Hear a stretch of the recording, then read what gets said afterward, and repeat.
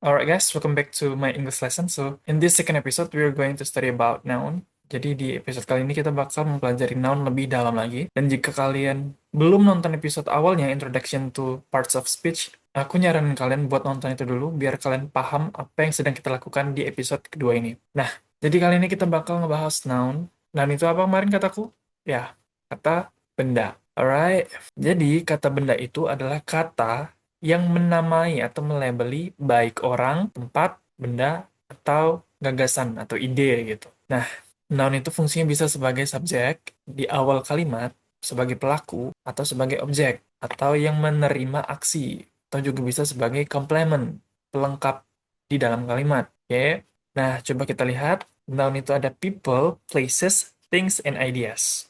Kita mulai dari people dulu, atau non-person. Non-person adalah kata benda orang. Dia melabeli makhluk hidup. Contohnya adalah guru, murid, penyanyi, dokter, petani, manajer. Nah, semua kata-kata profesi atau kata ganti orang dengan pekerjaan. Nah, itu tuh bisa masuk ke dalam noun person. Oke, kata benda orang. Nah, biasanya di dalam bahasa Inggris, untuk membentuk kata benda orang, itu kita bisa tambah huruf ER di ujung kata kerja. Maksudnya apa sih?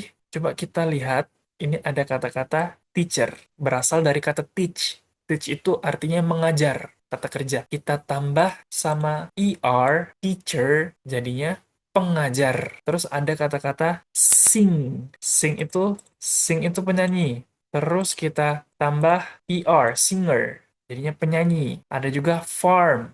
Farm itu artinya peternakan. Terus kita tambahin jadinya peternak. Manage, mengatur gitu, yang mengurus. Manager, orang yang mengurus. Dokter, nah juga bisa ditambah OR, jadinya dokter gitu. Jadi ada yang ditambahin ada yang ditambahin contohnya kayak act itu berakting atau bertingkah laku gitu. Actor, jadi orang yang melakukan acting gitu. Jadi mostly kalau kita mau bikin kata benda orang, itu kita bisa pakai kata kerja terus ditambahin di ujungnya, atau ditambahin juga bisa. Atau ada juga akhiran akhiran contohnya apa? Pianis, orang yang melakukan atau yang bermain piano gitu. Ini juga masuknya kata benda orang. Jadi ada yang ditambahin ada yang ditambahin ada yang tambahin ist gitu. Terus gimana cara kita ngebedainnya? Guys, cara kita ngebedainnya adalah kita harus tahu root-nya atau akar katanya dulu. Ini katanya berasal dari mana? Kalau berasal dari bahasa Latin atau bahasa ini gitu, itu dia ditambahin Kalau dia berasal dari bahasa ini, dia ditambahin est. Dan itu biasanya sulit dan kita nggak terlalu bisa gitu ngebedainnya. Jadi cara paling gampang adalah memorize, hafalan. Oke? Sejauh ini paham ya? Jadi noun person itu adalah kata ganti orang. Biasanya kita pakai profesi. Terus ada juga kata kata benda-benda gitu. Kata benda yang refers to objects. Melabelin benda, hewan, tempat, atau konsep, atau idea gitu. Bisa physical object kayak book, table, phone, computer. Jadi yang basically yang benda gitu kan. Ada juga yang natural features kayak yang di alam-alam gitu, mountain, river, forest, literally yang bisa kita lihat wujudnya. Contohnya, I bought a new phone. Aku membeli ponsel baru. Ponsel ini menjadi kata benda-benda. The table is made of wood. Mejanya terbuat dari kayu. Nah, ini juga merupakan kata benda-benda. Terus, berdasarkan wujudnya, kata benda itu ada yang kata benda konkret, ada yang kata benda abstrak. Konkret itu kata benda yang bisa kita lihat, kita sentuh, kita cium aromanya, atau kita rasakan rasanya. Contohnya kayak apple, buah-buahan lah. Buah-buahan itu juga masuknya ke dalam kata benda. Kita bisa sentuh, kita bisa pegang, kita bisa rasain. Hewan-hewan juga. Sedangkan abstrak noun, itu kata benda yang nggak bisa kita pegang, nggak bisa kita sentuh, tapi bisa kita rasakan.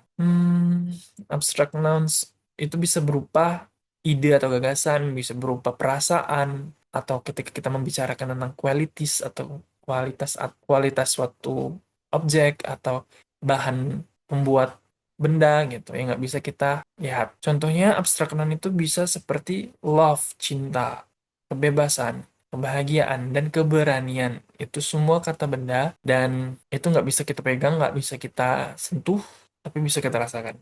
Nah, biasanya kalau kita mau bentuk kata benda abstrak, itu kita bisa ngambil dari adjektif. Adjektif itu kata sifat, ya nggak? Terus kita tambahin imbuhan di ujungnya. Nah, contohnya kayak di sini ada kata-kata happy. Happy itu kan adjektif, artinya bahagia. Kita tambahin imbuhan-ness, jadinya happiness, kebahagiaan.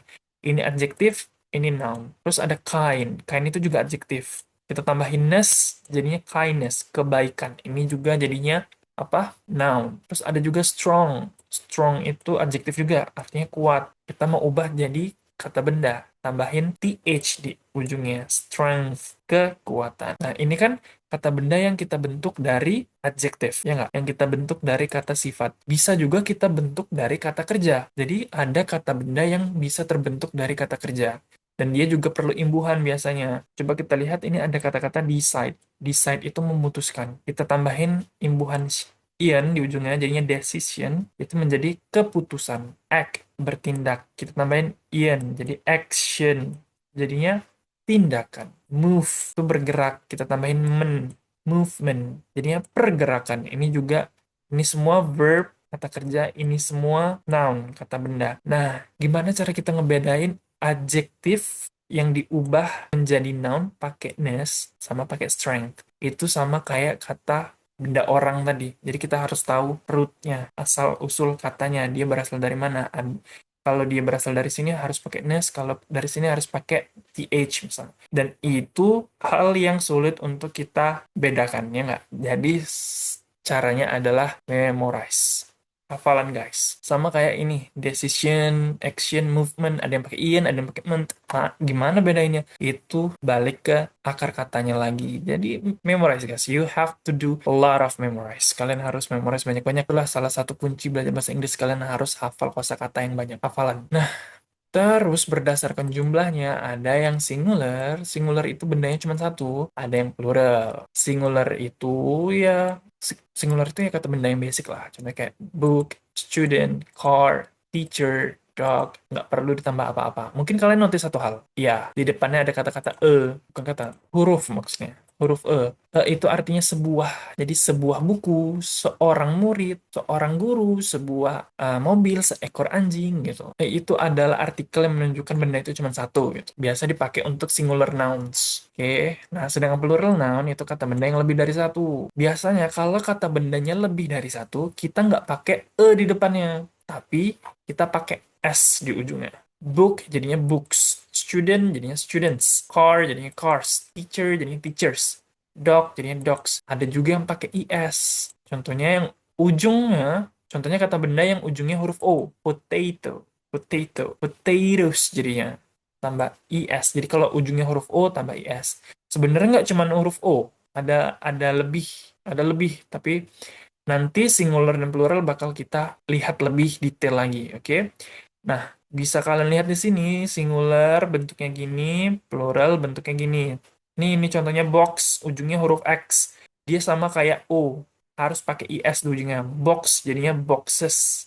Ini juga S, harus pakai IS, classes. Nanti kita lihat huruf apa aja yang harus pakai IS.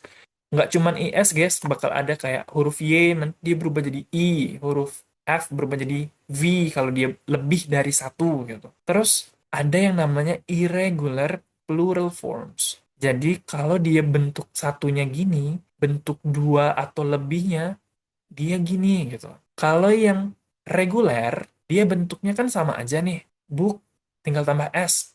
Books. Student, tinggal tambah S. Students. Teacher, kalau lebih dari satu juga tinggal tambah S. Teachers. Gitu. Tapi kalau irregular, plural, dia nggak perlu pakai S, tapi bentuknya yang berubah. Kalau contohnya kayak gini, man kalau dia satu, terus man kalau dia lebih dari satu. Woman kalau dia satu, kalau dia lebih dari satu jadinya women. Child itu kalau dia satu, kalau lebih dari satu, children. Foot itu kalau satu, kalau lebih dari satu jadi feet. Mouse itu kalau satu. Kalau lebih dari satu, misal ada 3 tikus, 10 tikus, dia jadinya mice. Jadi ada yang namanya irregular plural forms juga. You have to memorize all of those. Lihat di Google, cari aja list irregular plural forms. Hafalin. Contohnya kayak angsa juga.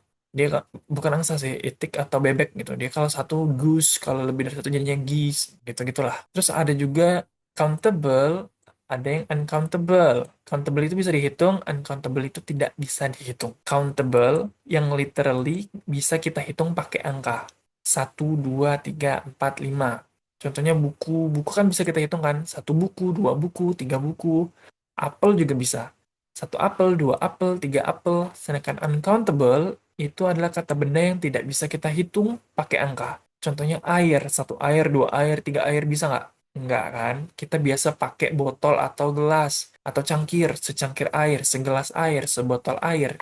Jadi dia ada counternya, ada penghitungnya, ada alat ukurnya gitu. Beras juga, 1 beras, 2 beras kan nggak bisa. Biasa 1 kilo beras, 2 kilo beras, 1 kantong beras gitu. Yang dihitung kantongnya, sugar juga, 1 sendok gula, 2 sendok gula yang dihitung sendoknya. Nah, uncountable itu yang tidak bisa dihitung, tapi bisa diukur. Jadi dia pakai pengukur, namanya counter. Dan itu bakal kita lihat nanti. Biasa, kalau dia countable, bisa dihitung. Kalau bendanya satu pakai e atau en. Kalau bendanya banyak, bisa pakai many. Bisa, kalau bendanya sedikit, bisa pakai a few, terus bisa pakai beberapa, gitu. Terus bisa pakai angka. Tapi kalau uncountable, kita bisa pakainya much, a little, little, plenty of. Ini bakal kita lihat lebih jelas di video selanjutnya. Ayo, kita move on ke video selanjutnya. Tentang singular and plural nouns dulu. Nanti baru countable and uncountable nouns. Oke guys, so this is the end of our lesson today. Jadi aku harap di pembelajaran kali ini kalian paham apa aja bentuk nouns itu, tipe-tipenya apa aja. Ada yang noun person, ada yang noun thing, ada yang bisa dihitung, ada yang singular, ada yang plural, ada yang countable, ada yang uncountable. Oke, kalau kalian masih bingung, tonton ulang lagi videonya. Terus kalau masih memang bingung, tanya aja di kolom komentar dan aku bakal jawab pertanyaan kalian. See you next lesson. Bye-bye.